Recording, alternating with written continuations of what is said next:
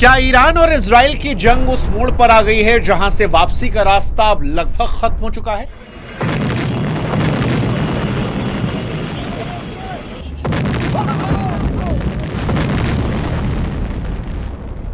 देखिए, अगर आप अभी भी उन लोगों में से हैं जो शांति की उम्मीद लगाए बैठे हैं, तो ईरान के नए रहबर मुश्तबा खामनेई का नाम सुनकर अपनी गलतफहमी को दूर कर लीजिए। क्योंकि आज से 9 दिन पहले अमेरिका ने जब ईरान पर अटैक किया था, तो जिस कुनबे का नामो निशान मिटाया था वो मुश्तबा का कुनबा था। मुश्तबा ने एक झटके में अपने पिता, अपनी मां, अपनी पत्नी और अपने बच्चे सबको खो दिया था। वो मुश्तबा जो कल तक एक साई की तरह ईरान में कातिल के नाम से मशहूर था, अब ईरान की सबसे ऊंची कुर्सी पर वो बैठ चुका है। और यहीं से वो सवाल उठते हैं जो दुनिया की नींद को उड़ा रहे हैं। सवाल कि क्या मुश्तबा रहबर बनकर ईरान को शांति की तरफ ले जाएगा, या परिवार की मौत का हिसाब चुकता करने के लिए दुनिया को युद्ध की आग में झोंक देगा।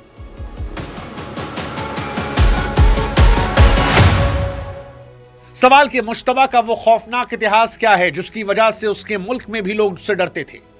उसे साया क्यों कहते हैं? उसके कातिल बनने के पीछे कहानी क्या है? और क्या ईरान की जनता अपने कातिल को पुराने रहबर की मौत के बाद अपना नेता मानेगी, या देश के अंदर भी एक गृह युद्ध छिड़ेगा? क्या अमेरिका इजराइल मुश्तबा को भी मार डालेंगे? क्योंकि गद्दी पर बैठते ही उसे घायल करने के लिए अटैक तो कर दिया है। नेतन्याहू ने चैलेंज किया है कि उसके पिता के पास उसको पहुंचाएंगे, नामो निशान मिटा देंगे। लेकिन यहां पर सवाल रूस और चीन को लेकर भी है। क्या रूस और चीन को मुश्तबा में वो उम्मीद दिख रही है जो उनके पैसे, उनकी ताकत को जिंदा रख सकती है? और सबसे रहस्यमयी सवाल मुश्तबा की खामोशी का है कि मुश्तबा की खामोशी शांति की उम्मीद जिंदा कर रही है, या किसी बड़े महाविनाश की तैयारी जिसका सीधा असर शायद भारत पर भी पड़ेगा। नमस्कार, मैं हूं शुभांकर और इजराइल अमेरिका वर्सेस ईरान युद्ध में आज की कहानी मुश्तबा खामनेई की। इस कहानी की शुरुआत करें उससे पहले हमारी आपसे गुजारिश है कि आप हमारे व्हाट्सएप चैनल को जरूर सब्सक्राइब करें। लिंक हमने डिस्क्रिप्शन कमेंट सेक्शन में दे रखा है। तकरीबन 5 लाख लोग हो गए हैं, तो उसके लिए हम शुक्रगुजार हैं। अब पहला सवाल, मुश्तबा खामनेई कौन है और उसका खौफनाक इतिहास क्या है? तो देखिए, मुश्तबा खामनेई का नाम ईरान की सत्ता में हमेशा के लिए एक रहस्य बना रहा।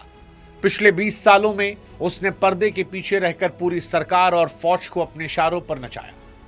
ईरान में उसे साया इसलिए कहते हैं क्योंकि वो अपने पिता का सबसे खास मोहरा था, और ईरान में रिवॉल्यूशनरी गार्ड्स में उसकी पकड़ बहुत ज्यादा मजबूत रही।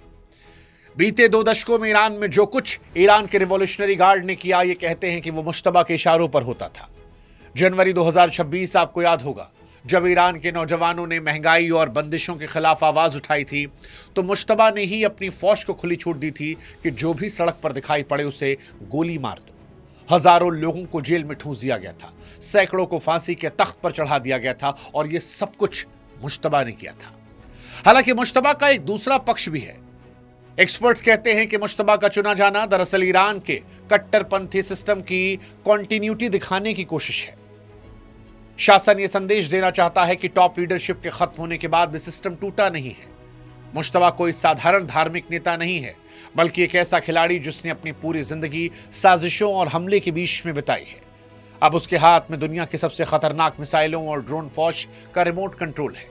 कहने वाले तो ये भी कहते हैं कि वो अपने पिता से ज्यादा कट्टरपंथी है, ज्यादा खूंखार है, अपने पिता से ज्यादा उसके अंदर निर्दयता है। वो शांति की भाषा नहीं समझता।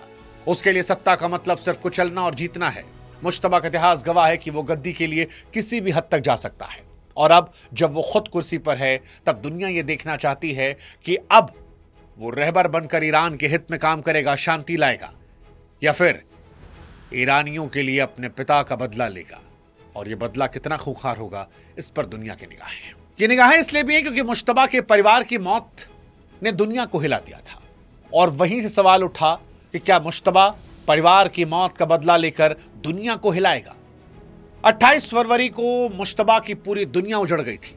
उस दिन अमेरिका इजराइल के हमलों में उसके पिता अली खामनेई, पत्नी जहरा, बहन होदा, इन सब की मौत हो गई थी। उसकी मां ने भी जख्मों की वजह से बाद में दम तोड़ दिया था।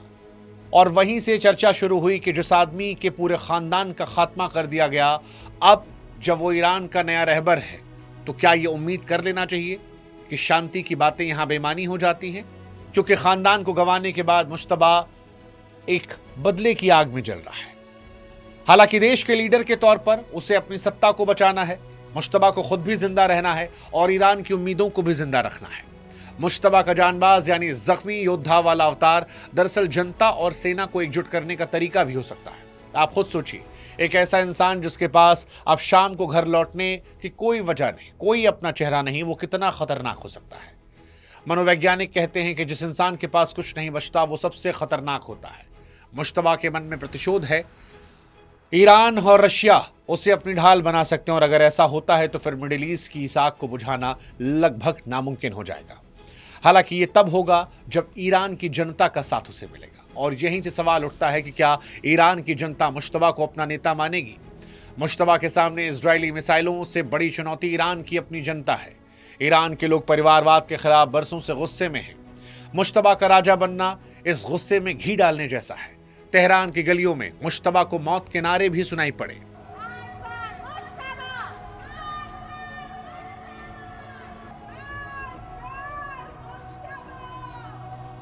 जो बताते हैं कि जनता उसे लीडर नहीं बल्कि सैनिक तानाशाह और अपने बच्चों का कातिल मानती है। जनवरी 2026 के जुल्मों के जख्म अभी भी ताजा हैं। लोग डरे हुए हैं कि मुश्तबा का ये निजी बदला उनके बच्चों के हाथ में कलम की जगह कहीं बंदूक न थमाने लगे। लेकिन शासन इस वक्त पूरी तरह से डिग इन मोड में है, यानी वो किसी भी विरोध को कुचलने के लिए पूरी तरह तैयार है। अगर मुश्तबा आर्थिक घेराबंदी को नहीं तोड़ पाए और महंगाई बेकाबू हुई तो देश के अंदर भी विद्रोह या फिर गृह युद्ध शुरू हो सकता है। इजराइल और अमेरिका इसी ताक में है कि मुश्तबा के घर के अंदर इतना कमजोर कर दिया जाए कि वो बाहर की लड़ाई से पहले घर में ही हार जाए। ईरान की जनता के मन में अब यह सवाल गहरा है कि क्या वे अपने अधिकारों के लिए दोबारा सड़कों पर उतरेंगे या मुश्तबा का साया उन्हें खौफ के अंधेरे में धकेल देगा। हालांकि मुश्तबा की ताजपोशी को लेकर एक सवाल यह भी उठता है कि क्या यह ताजपोशी जो है यह सिर्फ दिखावे की है? कहीं ऐसा तो नहीं कि आगे आने वाले वक्त में सेना तख्ता पलट करेगी? मुश्तबा खामनेई को 8 मार्च 2026 को गद्दी पर बिठाया गया, लेकिन इसके पीछे फौज का इतना दबाव था कि दुनिया इसे फौजी तख्ता पलट का नाम दे रही है। अली खामनेई ने जीते जी मुश्तबा को कभी भी अपना वारिस नहीं बनाया, लेकिन बमबारी के बीच फौज ने मुश्तबा को आगे कर अपनी पावर को पक्का कर लिया। अमेरिकी राष्ट्रपति डोनाल्ड ट्रंप ने मुश्तबा को कच्चा खिलाड़ी और अनएक्सेप्टेबल लीडर तक कह दिया। ट्रंप का कहना है कि अंतर्राष्ट्रीय मंजूरी के बिना यह राजपाट ज्यादा दिन नहीं चलेगा। इसी बीच खबर यह भी है कि मुश्तबा भी जंग में घायल हो गया है। इजराइल के अटैक ने उसे रहबर बनते ही घायल कर दिया है। सरकारी टीवी उसे जानबाज कह रही है, जिसका मतलब है कि वो दुश्मन के हमले का शिकार हुआ है। हालांकि किस घटना में घायल हुआ, कितना घायल हुआ, इस बारे में कहानी अब तक सामने नहीं आई है, ये गुप्त है। जंग शुरू होने के बाद से कभी भी मुश्तबा सार्वजनिक तौर पर दिखाई नहीं पड़ा। उधर अली खामनेई की मौत के बाद इजराइल और अमेरिका ने साफ चेतावनी दी थी कि बिना इजाजत सुप्रीम लीडर चुनने वालों को खोज खोज कर मारा जाएगा, चाहे वो कहीं भी छिपा हो। अब मुश्तबा को साबित यह भी करना होगा कि वो केवल फौज का मोहरा नहीं बल्कि एक आजाद सुप्रीम लीडर है, जो अमेरिका और इजराइल की धमकियों का जवाब अपनी ताकत और कूटनीति दोनों से देना जानता है। लेकिन उससे बड़ा सवाल यह है कि क्या इजराइल की किल लिस्ट में मुश्तबा का नंबर आ गया? क्योंकि मुश्तबा को लेकर इजराइल ने साफ कर दिया है कि वो उसे उनके पिता के पास भेज देगा, यानी मौत के घाट उतार देगा। इजराइल के प्रधानमंत्री बेंजामिन नेतन्याहू ने खुली धमकी दी है कि मुश्तबा रहबर बनने के बाद से अमेरिका और इजराइल की हिट लिस्ट में नंबर 1 पर है। इजरायली खुफिया एजेंसी मोसाद हर उस बंकर की तलाश में है जहां मुश्तबा छिपा हो। जवाब में मुश्तबा ने भी अपनी मिसाइल यूनिट और फतेह 2 जैसी आधुनिक हथियारों को हाई अलर्ट किया है। हालांकि शहरों पर सीधे हमले अटकलें हो सकती हैं, लेकिन इजराइल के एरो 3 डिफेंस सिस्टम के लिए अब तक की सबसे बड़ी चुनौती है। मुश्तबा की रणनीति अब तक डर पैदा करने की रही है, ताकि इजराइल दोबारा हमला करने की हिम्मत न करे। यह अब एक मौत के महामुकाबले जैसा है, जहां मुश्तबा अपनी आखिरी सांस तक लड़ने की सनक पाल चुका है। इजराइल के लिए मुश्तबा को मारना केवल एक सैन्य जीत नहीं होगी, बल्कि ईरान के इरादों को खत्म करने की कोशिश होगी। जबकि मुश्तबा और ईरान के रिवॉल्यूशनरी गार्ड के लिए मुश्तबा को बचाना उनकी सबसे बड़ी जीत और उनकी उम्मीदों का जिंदा रहना होगा। और यहीं से एंट्री होती है रूस और चीन की, और सवाल उठता है रूस और चीन महाविनाश में क्या मुश्तबा का साथ देंगे? देखिए, अमेरिका इजराइल वर्सेस ईरान युद्ध में रूस और चीन की भूमिका पहेली जैसी है। रूस निश्चित तौर पर मुश्तबा का इस्तेमाल अमेरिका को मिडिल ईस्ट में उलझाए रखने के लिए करना चाहता है। उन्हें एडवांस डिफेंस सिस्टम S-400 या S-500 देने की भी खबरें हैं। रूस के लिए ईरान एक ऐसा मोहरा है जो नाटो और अमेरिका को दूसरी तरफ बिजी रख सकता है। लेकिन चीन की स्थिति अलग है। चीन की अर्थव्यवस्था खाड़ी देशों के तेल पर टिकी है। वह किसी भी एक जंग के खिलाफ है जिससे तेल की सप्लाई चेन टूट जाए। चीन मुश्तबा को कूटनीतिक कवच तो देगा, लेकिन एक सीमा से ज्यादा आग भड़काने से भी रोकेगा। रूस और चीन के लिए मुश्तबा एक ऐसा मोहरा है जिसे वो अमेरिका के वर्चस्व के खिलाफ इस्तेमाल करना चाहते हैं, लेकिन वो ये भी नहीं चाहते कि यह आग इतनी बढ़ जाए कि उनकी अपनी तिजोरियां खाली होने लगे। अब समझना यहां मुश्तबा को होगा कि ये महाशक्तियां उसके साथ तब तक हैं जब तक उनके हित सुरक्षित हैं। लेकिन सवाल यह कि मुश्तबा क्या करेगा? क्या वो ईरान का बदला लेगा? क्या वो रूस और चाइना का साथ लेकर परमाणु शक्ति बनकर अमेरिका इजराइल पर अटैक करना चाहेगा? और अगर मुश्तबा दुनिया को आग लगाने की कोशिश करता है तो इसका भारत पर असर क्या होगा? देखिए, मुश्तबा का गद्दी पर बैठना दुनिया की शांति के लिए खतरा है, क्योंकि उसे लगता है कि परमाणु बम ही उसे इजराइल से बचा सकता है। हालांकि परमाणु बटन दबाने या 1000 गुना तेजी की खबरें फिलहाल चर्चा हो सकती हैं, क्योंकि ईरान के पास अब तक परमाणु बम होने के सबूत नहीं मिले हैं। लेकिन इस बदले की आग का असर हमारी आपकी जेब पर पड़ेगा। अगर मुश्तबा ने गुस्से में आकर स्ट्रेट ऑफ हॉर्मुज का रास्ता परमानेंटली बंद कर दिया तो फिर कच्चे तेल की कीमतें जो हैं वो $150 से $180 प्रति बैरल पार जा सकती है। भारत के लिए स्थिति किसी आर्थिक सुनामी जैसी हो सकती है। महंगाई बेकाबू हो जाएगी, रुपया गिर जाएगा, शेयर बाजार धड़ाम हो जाएंगे। भारत दुनिया के कई देशों की तरह तेल की जरूरतों के लिए खाड़ी देशों पर निर्भर है, और तेहरान में लिया गया मुश्तबा का एक भी आक्रामक फैसला हमारे और आपकी जेब और हमारे किचन तक असर पड़ेगा।